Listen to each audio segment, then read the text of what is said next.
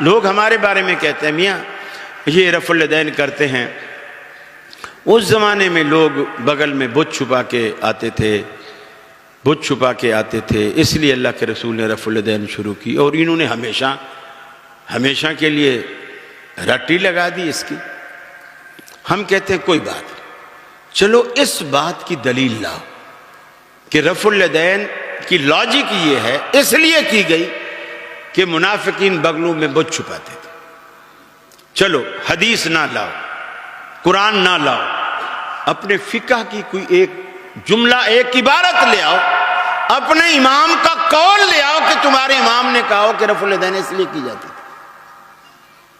ایسی سینہ گزٹ بات جو حلاب ہے چلی آ رہی ہے، چلی آ رہی ہے. جی اس لیے تھی. مجھے بتائیے اگر یہ اس لیے ہوتی نا، فرض کر لیجئے یہ بت ہے، فرض کر لیجئے یہ بت ہے، یہ میں نے بغل میں دے دیا، اب مجھ سے 1000 رفع الیدین کراؤ، یہ نہیں گرے گا.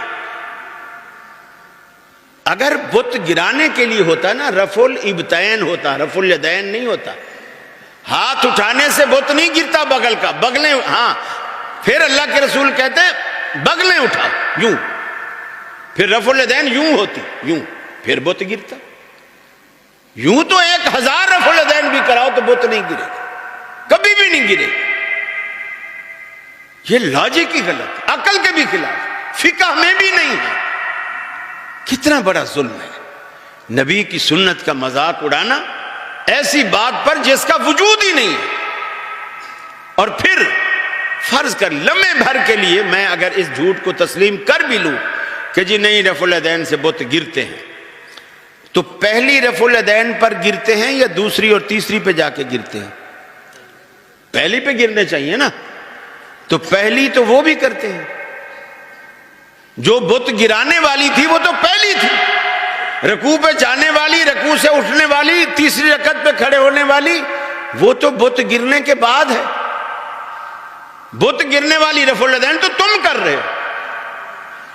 پھر عقل کی بات ہے، کوئی پوچھے حضرت وتروں کی تیسری رکعت میں کوئی اہل حدیث آ کر تمہاری بغل میں بت دے جاتا ہے؟